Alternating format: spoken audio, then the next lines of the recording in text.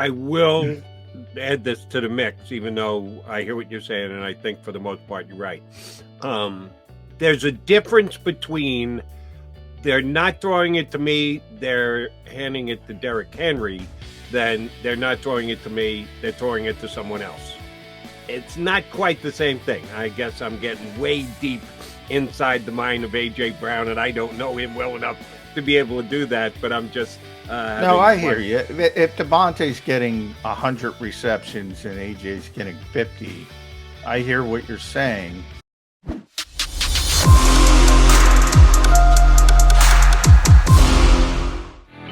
You've got John McMullen and Jody McDonald here with you on Bird 365, a Wednesday summertime edition where we're in wait mode. We're evaluating. We're looking at what the Eagles have done to put their roster together, and we'll speculate on potential moves and guys they may be looking at it to either trade for, or if we get through training camp, guys will become available. We're always second-guessing Howie Roseman and or giving Howie Roseman props when we think he's done things right, which he's done a lot of this offseason. But we're also comparing the Eagles to other teams around the league, and got to give Howie Roseman at least this much, John. There's, as of right now, no drama with the Philadelphia Eagles, and I define drama as guys not showing up, guys holding out, guys not happy with their current contract situation and or playing status. There's none of that with the Philadelphia Eagles this year. Everyone is expected to be in camp. If anyone is in camp, it's because they've got the Eagles' permission to not be in camp, to not show up for any non-mandatory stuff.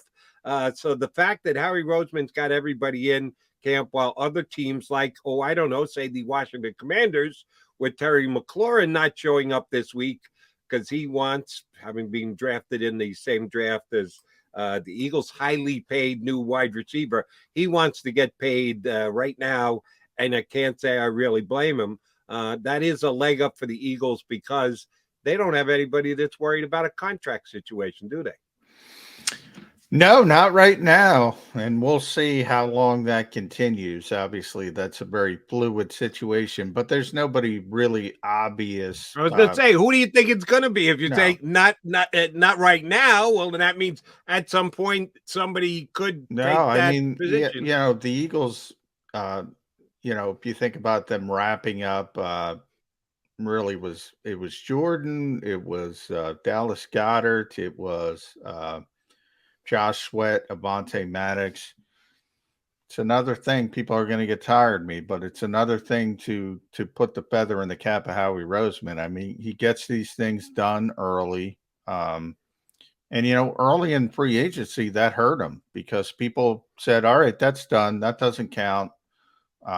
Whereas if they turned out to be free agents and you're wrangling, would have been a big deal to get them back, Right. So that kind of hurt early in the process, and that shifted the first 2 weeks. What is he doing? What's he doing? You got to get the nobody has any patience. You know how that works, Jody. And then all of a sudden AJ Brown shows up and everybody's happy. But I mean, the biggest one is we've been talking about a lot is, probably after the season is Jalen Hurts, and we'll see where it goes when you start negotiations there.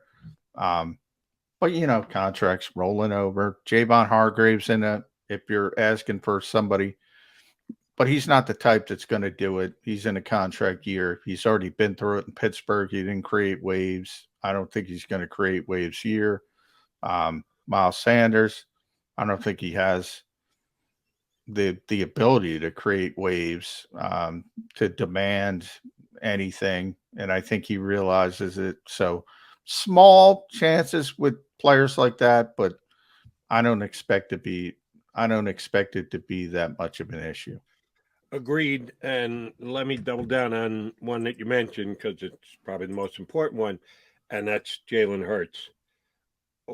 If you go back and you track what Howie Roseman has done since he's become the general manager, and you don't have to go back all that far, like 9 months in season, when they did get several big, important contracts done after spring, after preseason, in-season contracts renegotiated, extended, and locked up going forward. Is there any chance that that happens with Jalen Hurts this year? Well, give me a percentage chance that the Eagles see enough of what they need to see. Jalen Hurts is enamored with being a Philadelphia Eagle.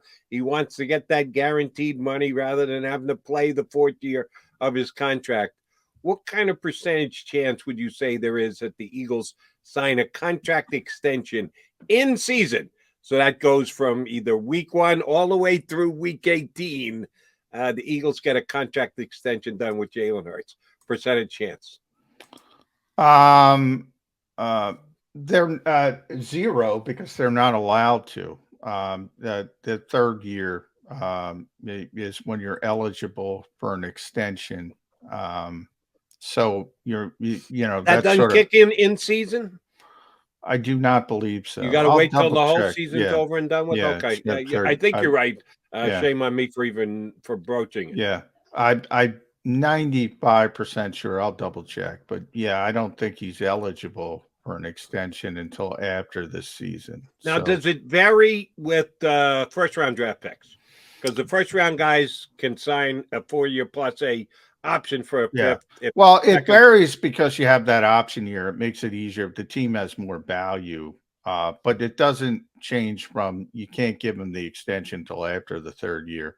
But the problem with the fifth year option is from a player standpoint is it gives the team that extra year to sort of mull things over if they want it, you know, and you get a big spike in salary, but everybody's looking for multiple years and the most guaranteed money as possible. So very similar to the franchise tag for veterans. Most players don't like it, right? um, even though it guarantees you significant money for 1 year. They'd rather have multiple years and the big signing bonus um, to get as much guaranteed money as possible. So the option year is, and that's why it's a team option. It's more desirable for the team than the player, in theory. Understood. And that's not the case with Jalen Hurts because he wasn't a first round pick. He was a second round pick. So we don't even have to go down that line. But Jalen is going to be the starting quarterback, at least depending on who you talk to. He looked good in his 7-on-7 drills during this. Yeah, it looked very good. 7-on-7, babies. You know, if 7-on-7 um, it mattered, as I said, Sam Bradford would have a gold jacket. Right. Real nice that you can complete the ball against limited coverage, but they're going to kind of play when September rolls around. They're kind of mandated. It's got to be 11 on 11. Any improvement you've seen, tighter spirals, more zip on the ball, always good to hear, but it doesn't necessarily equate till Sundays. One of the guys who's pretty complimentary of him was Dallas Goedert. I know you got a chance to talk to Dallas before the Eagles went off on their summer vacation, and he was one who said the ball was coming out of Jalen's hands differently this offseason and looks for it to be even better as the season goes on. How much is he going to rely on Dallas this year? We know A.J. Brown was brought in at a very big cost, paid a lot for him, paid a lot to him. He's got a damn good 3 year track record in the National Football League. You and I are both huge Devonta Smith fans and only expect improvement out of him this year. But Dallas is the guy who's been here, safety blanket, was the guy who it seemed Hurts would throw the ball to in big spots this past year. How much does Dallas Goedert need to contribute to this team if they're going to go double-digit wins? A lot, but I think that's one of the more interesting questions. Look, I mean, I think, and the old cliches, it's a good problem to have. I don't know if there's ever a good problem in life, but the Eagles now have a bunch of skill position players who need the football and are going to want the football. And they all can't have the football. There's only one football. And you have A.J. Brown, Devontae Smith, Dallas Goedert, throw Kenny Gainwell in there. And I'm just talking about the passing game. I'm not talking about the running part of it. Um, Quez Watkins, obviously, Zach Pascal, because I think he's going to push Quez Watkins more than people realize to be the third receiver. Um, okay, so I don't think you're concerned if you put the lesser, the Watkins, the Pascals, the Gainwells aside, um, and center on the big three, so to speak. Um, who's going to be the default setting on third down? To me, that's the most interesting. At the end of last season, that was Dallas Goedert. That was Dallas Goedert. Dallas Goedert was the guy who Jalen Hurts became most comfortable with throwing the football to when he needed a big completion at a big spot. I think there's an opportunity that could be the same thing um, because I think it's easier, common sense, for quarterbacks to complete passes shorter distances over the middle to big bodies. Um, and that's what Dallas can do. Think 3rd and 5, the chain mover type player, the security blanket type player. But the interesting is Jalen Hurts has never shown an affinity for throwing the football all that much over the middle of the field. So maybe he's a little bit different, and maybe it becomes A.J. Brown. Maybe it becomes Devontae Smith. But that's going to be one of the more interesting things to keep an eye on. And I know Nick Sirianni's already said, last year he said, okay, game planning starts with 6-88. Then it turned into 88-6 later in the season.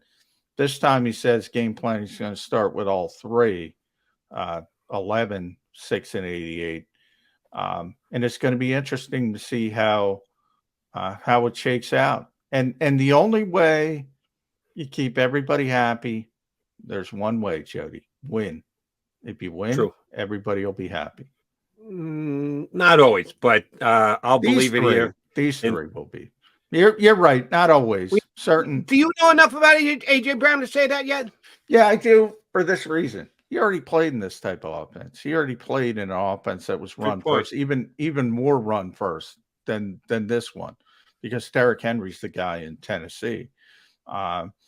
So he's already done it, and he never really complained, even to the end. He wanted his money. He wanted his money. He was disappointed. We had our buddy Teron Davenport on a couple weeks ago.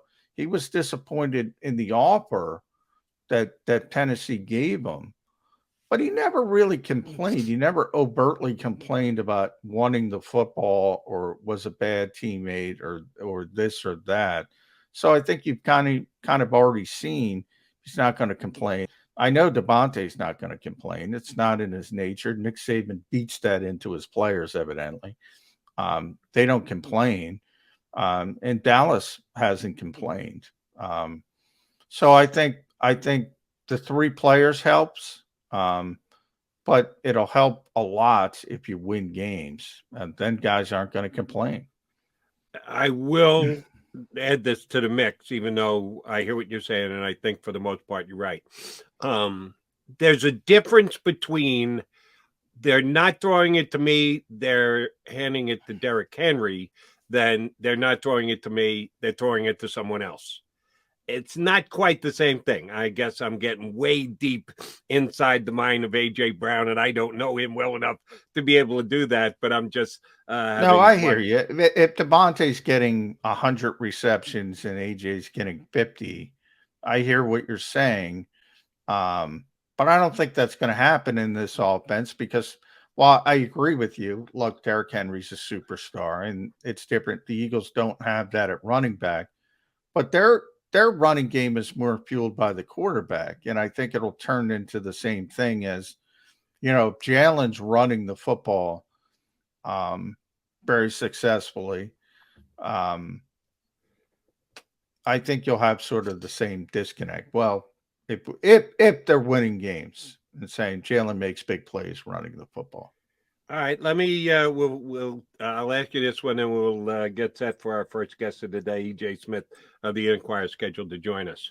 Last year, Jalen Hurts ran it for 784 yards.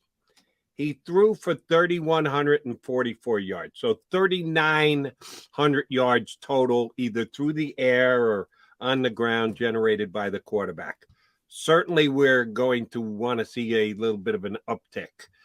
So we'll get it to 4,000, let's say, which is not a great uptick, but we got to go one way or the other. So we're going up because we're optimistic. What's the breakthrough? What's the breakdown? Perfect breakdown for the Eagles this year. Do you want to see Jalen Hurts running for more, running for less? How much does the passing yards have to go up if the running yards are going to go down? Last year, almost 3,900 yards, with the breakout being 784 and 3144. What would, in a best case scenario, be the breakout for Jalen Hurts' yards this year if he was up over 4,000? If we're up over 4,000, so we're talking about the receivers and what sort of divvying that out. Is that what you're saying? No. What's the number for Jalen Hurts? If the Eagles would like to see him running it somewhat less, and well, I'll start there. Do the Eagles want Jalen Hurts running for 764 yards again this year? Probably not. Okay. So that's my Probably point. not. If that number is going to come down, you're hoping to add to the passing yards. How much above and beyond 3,100 does he have to go? If we're targeting over 4,000, we're not saying he's getting a 4,500. Yeah, I don't see Jalen as a 4,000 yard passer, and I hope I'm wrong. Oh, 4,000 total passing and rushing. Yeah, I see what you're saying. I would say 3,500 is sort of, I think, where they want him to be passing wise, and that would obviously cut it down to about 500 rushing yards.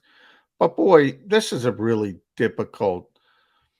I'm not going to call it a problem, but you don't want to hamstring Jalen Hurts running the football. And Nick has talked about this. That's what makes him the player he is, the unique player he is. I don't want to beat that out of him. The Eagles don't want to beat that out of him. On the other hand, he got hurt. He got hurt November 28th or whatever it was against the Giants, and he wasn't the same. He wasn't healthy, as healthy the rest of the season. Played through it. Ultimately had surgery. So it's difficult when you have a running quarterback. If you turn Jalen Hurts into, he's just going to drop back and we're not concerned. You kind of saw it when he was struggling post that ankle injury. People figured out, he's not going to run it. Then it became more difficult for him to throw it because he didn't have that ability, and teams knew he wasn't going to pull it down as much. I'd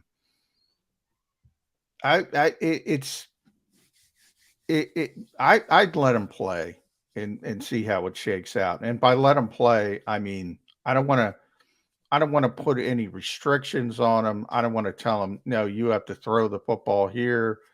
You have to do this. I'm concerned about the injury part of it as well. But you got to let him do what he does well. Is the best way I can describe it. You're right. He did only rush it twice against the Giants after coming back the week against the first time against the Giants. He did rush 88 times for 77 yards in that first game after he missed the game against the Jets. So first couple of games he did rush it against the Giants at home. He only rushed it twice. I think they'd like to see him rush less, but I'm with you. It is still a weapon that you don't want to take that bow out of his quiver and say, never run again. It'll be a balance between Jalen Hurts and when he does and when he doesn't pull the trigger in the pocket this upcoming season. All right, Jody McDonald and John McMullen, your Mac and Mac guys. We're going to talk to E.J. Smith of the Inquirer. He's up next here on Birds 365.